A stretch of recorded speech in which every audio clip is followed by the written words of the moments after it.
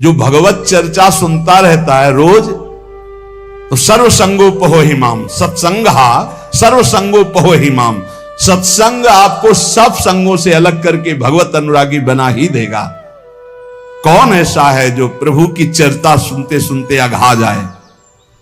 नारद आदि महात्मागण, बड़े बड़े साधुजन जिनका सदैव यश गान करते रहते हैं, अहोभाग्य है उन मनुष्य शरीरधारियों का जो अपने कर्ण रंध्रों से भगवत चर्चा सुनते रहते।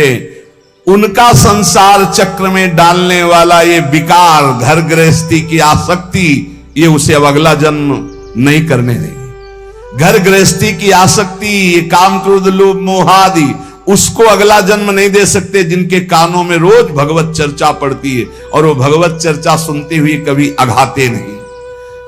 84 लाख योनियां हैं कर्मानुसार। इन 84 लाख योनियों में जीव भ्रमित होता है।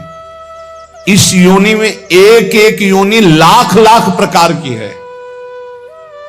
एक योनि लाख लाख प्रकार की है। अब जैसे रेंगने वाली योनि, अब रेंगने वाले में कितने प्रकार के जीव हैं? सांप हैं, खन खजूर हैं, केचुआ, कितने प्रकार के जीव हैं रेंगने वाले में। एक है जलचर, अब जल में कितने प्रकार के जीव हैं। वायु में उड़ने वाले कितने प्रकार के जीव हैं। एक एक योनि में लाख लाख योनियां, उन लाख लाख योनियों में कई कई बार जन्म। अरे बड़ा प्रपंच है,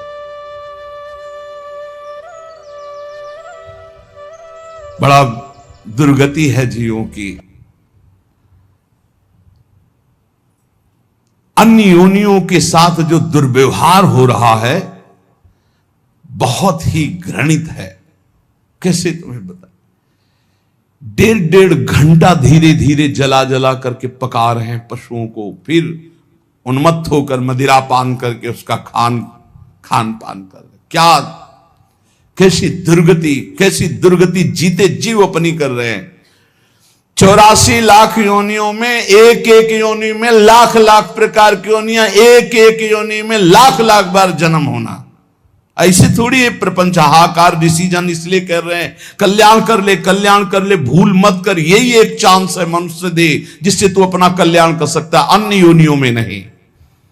अब सोचो उस जीव की क्या हालत है। हाथ पैर बंधे हुए लोहे की छड़ में फंसा हुआ है, आराम से धीरे धीरे अग्नि उसे जला रही, वो कीक रहा है, चिल्ला रहा है और वो आनंदित हो रहे हैं। वो थोड़ा थोड़ा पीते जा रहे हो, देख रहे हैं पक रहा है। पका लो, तुम्हारे तो खाने के काम में आएगा, तुम खाने के भी काम में नहीं आओगे। ऐसी तुम्हारी हालत काल करेगा। जब वो जलाएगा तो तुम खाने के काम में भी नहीं आओगे। बहुत होश में, बहुत होश में, बहुत होश में। ये कर्म तुम्हारा कहीं बख्शने वाला नहीं, तुम्हें दंड देगा। 84 लाख योनियां, एक केवल मनुष्य योनि जिनमें आप अपना उद्धार कर सकते हो। मानव जीवन गिने चुने श्वासों वाला है, गिने चुने श्वासों वाला। इतनी श्वासें आपकी हैं, बस प्रतिपल माइनस होता चला जा रहा है, खत्म होती चली जा रही। यहां हम आनंदित हो रहे हैं, 30 वर्ष के हो गए, 35, अरे आनंदित नहीं, 35 वर्ष गए जीवन के। मूल कार्य के लिए जो आए हो भगवत प्राप्ति, उसमें क्या किया? बोले कुछ नहीं, अभी तो खेलने खालने की उम्र है। मरने की उम्र कौन सी है? कभी भी तो मर सकते हो, तो अपना काम क्यों नहीं बना लेते? राधा राधा राधा। यही अवसर है जीव आवागमन के अनादि चक्र से अपना छुटकारा करके अपने स्वरूप में स्थित हो सकता है, भगवत प्राप्ति कर सकता है। जन्म मृत्यु का चक्र कब तक चलेगा अकल्पनीय, कल्पना भी नहीं कर सकते। काल चक्र आपको घुमाता रहेगा। इसलिए मनुष्य जीवन में भगवत प्राप्ति का अवसर है। ये काम क्रोध लोभ और मोह, ये 4 प्रधान ऐसे हैं जो इस चक्र को चलाते रहते हैं। आवागमन, पुनरपि जननम पुनरपि मरणम पुनरपि जननी जठरे शयनम, ये चक्र चलाते रहते हैं। काम क्रोध लोभ मोह, इन्हीं को नरक की गति कहा गया है। इनमें से किसी में भी एक में पैर पड़ जाए, काम में, क्रोध में, लोभ में, मोह में, फौरन चारों आज करके उसे घुमाने लगेंगे, बार बार जन्म, बार बार मरण। नरक की दारुण यंत्रणा हर योनि में उसको प्राप्त होगी। केवल मनुष्य योनि ऐसी जिससे अपने को बचा सकते हो। केवल मनुष्य ही सत्कर्म करने में स्वतंत्र है, नवीन कर्म करने में स्वतंत्र है। अन्य प्राणी तो पूर्व में जो संचित कर्म गोदाम लगा उसी को भोगते रहते हैं। वो अशुभ कर्मों का नाश करते रहते हैं, भोग भोग करके। वो नवीन कर्मों का उपार्जन नहीं कर सकते। मनुष्य नवीन कर्म उपार्जन कर सकता है। मनुष्य कर्म करने में स्वतंत्र है। मनुष्य ही है जो अपने कर्म संस्कारों को भस्म कर सकता है, दूसरा कोई योनि नहीं। अब उसे सोचना है कि जो आपके गंदे कर्म जमा हैं उसमें और प्लस करना है या आग लगाना है पूरी गोदाम को। स्वतंत्र हो आप। काम, क्रोध, लोभ, मोह ये जिनके जीवन में है, निश्चित समझो उनका जन्म मरण पक्का है। जन्म मरण पक्का है। इन चारों को मिटाने के लिए चार ये पहलवान ताल ठोक के खड़े हैं। काम, क्रोध, लोभ, मोह ये शत्रु, तो सत्संग, परोपकार, वैराग्य और नाम जप, ये चार ऐसे हैं कि इन चारों को चटनी बना देंगे। रोज सत्संग सुनो, अपने भोजन में से चाहे एक रोटी निकालो, रोज दूसरों के उदर में जाने वाला विधान करो, परोपकार की भावना और वैराग्य। जननी जनक बंधु सुत दारा, तन धन धाम सुहृद परिवारा, सबकी ममता ताग बटोरी, मम पद मन बांध बरडोरी। छोड़ दो भगवान के भरोसे में और अपने कर्तव्य का पालन करो। ज्यादा चिंता मत करो, चिंतन करो प्रभु का, वो सब संभाल लेंगे। अनंत ब्रह्मांड संभाल लें। तुम्हारे परिवार में तो 2 4 6 लोग ही होंगे। वैराग्य, सब भगवान का है, भगवान देखेंगे। जो जैसा कर्म करेगा वैसा भोगेगा।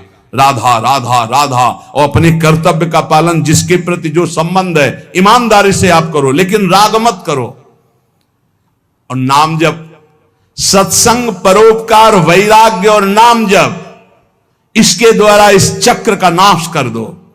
काम, क्रोध, लोभ, मोह इनकी मिटिया मेट करने के लिए सामर्थ्य है सत्संग, परोपकार, वैराग्य और भजन।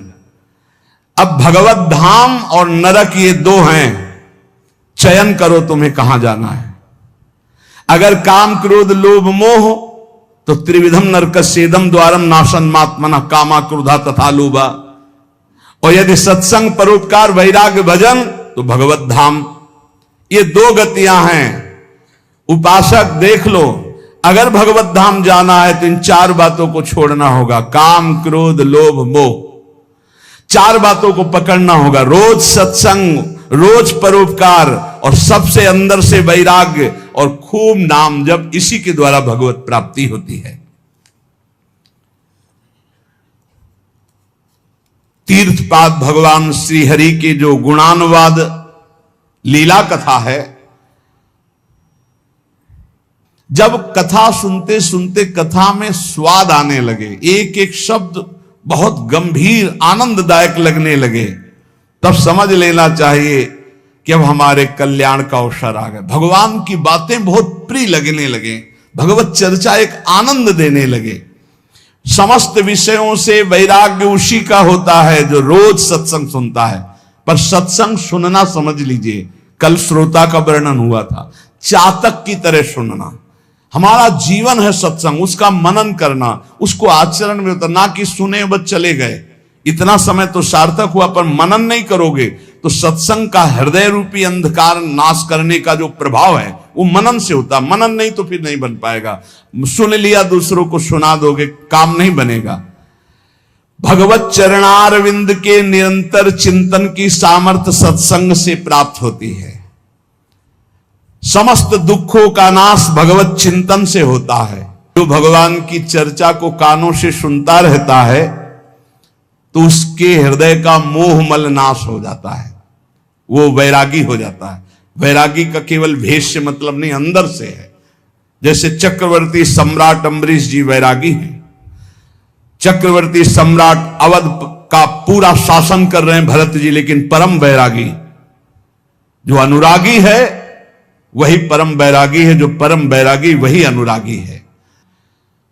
मुझे तो सबसे ज्यादा वो सोचनियों में भी सोचनीय अज्ञानी पुरुष लगते हैं जो कभी सत्संग सुनने नहीं आते। पिछले पूर्व पापों के कारण उनको भगवान की कथा में सुनने में बिल्कुल रुचि नहीं है, और अगर कभी कोई उनका मित्र आदि ले भी आवे तो सुनना नहीं चाहते। तुम आओ, सुन के हम बाहर खड़े हैं।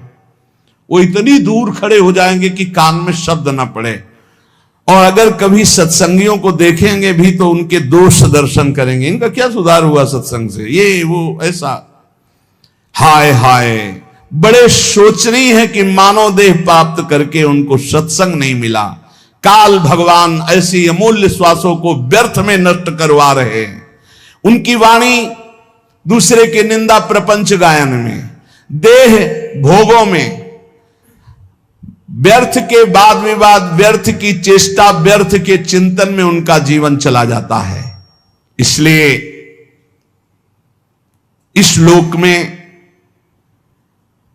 तुम केवल धर्म का आचरण करते हुए ही अर्थ का सेवन करो, भोगों को भगवद अर्पित करके परम पुरुषार्थ भगवान की प्राप्ति का उपाय करो, वही मनुष्य जीवन श्रेष्ठ है। यस्य संसारिणी प्रज्ञा धर्मार्थ वनुवर्तते, धर्म पूर्वक अर्थ कमाओ, पाप का पैसा नहीं। खूब भगवान नाम जब, भगवत कीर्तन, ये परम पुरुषार्थ है, इसी से भगवत प्राप्ति हो जाएगी, और ज्यादा प्रपंच करने की जरूरत नहीं।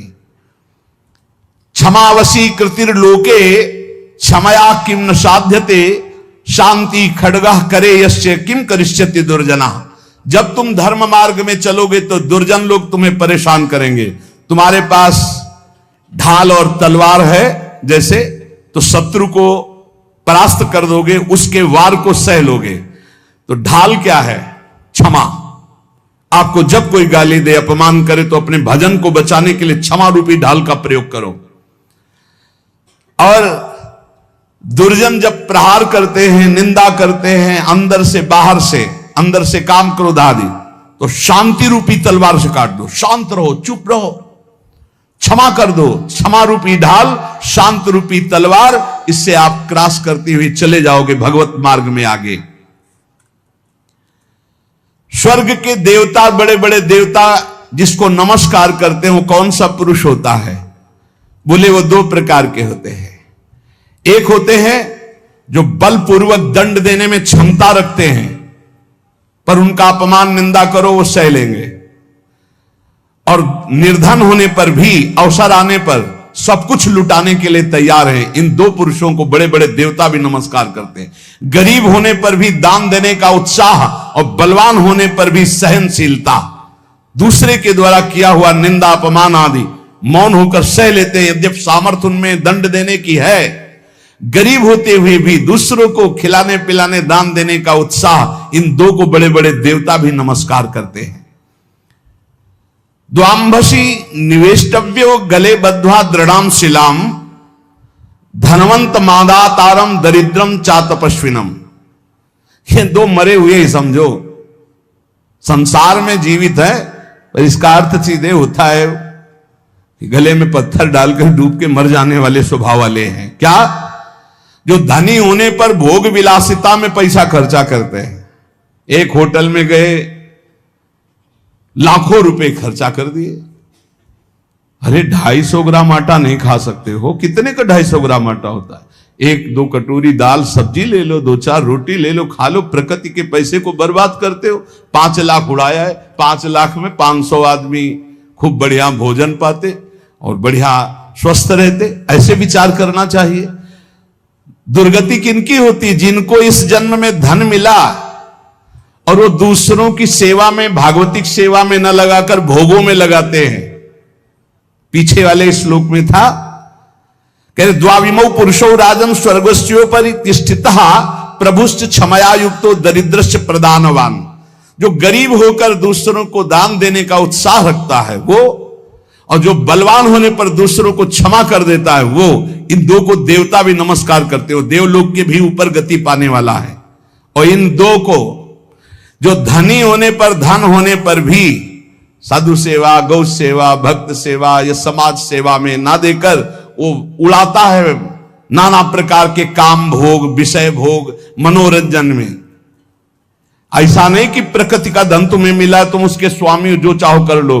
तुम सिर्फ मुनीम हो, स्वामी तो भगवान है। हिसाब से चलो, नहीं सब छीन लिया जाएगा। जो धनी होने पर मदांध होकर गलत जगह धन खर्चा करता है, मैं इसका स्वामी हूं, और सही ढंग से उसको खर्चा नहीं, सो धन धन्य प्रथम गति जाकी। अरे कितने ऐसे बीमार लोग हैं जिनके पास अर्थव्यवस्था नहीं, कितने भूखे लोग ऐसे हैं जिनके पास भोजन व्यवस्था, हम कह रहे हैं बहुत वास रहित लोग हैं जिनकी वास व्यवस्था नहीं। तुम्हारे पास धन बड़ा है, अरे कितने कितने करोड़ ऐसे मनोरंजन में, पूरे भारत में एक एक कुटिया बना दो, एक एक गांव में तो एक एक परिवार तो रह जाएगा। धन का सदुपयोग है दूसरों के सुख में लगाना, अपने मनोरंजन में लगाना नहीं। अपनी आन बान शान किसमें है? भगवान प्रसन्न हो जाए, इसमें नहीं है कि संसार जान जाए कि हमने इसके लिए इतना पैसा खर्चा किया। दुर्गति होती है। धन अगर वो धर्म विरुद्ध आचरणों में जा रहा तो तुम स्वामी के द्वारा दिए हुए धन का अपमान करो। तुम स्वामी नहीं हो, लक्ष्मीपति नारायण है, तुम थोड़ी हो। तुम तो मुनीम हो, तुम्हें केवल पुण्य बल से उतना अधिकार मिला है, छीन लिया जाएगा, देख लेना। इसी जन्म में दोनों क्रियाएं देखी गई। मदोन्मत्त हो जाने से श्री वैभव अंतर ध्यान हो जाता।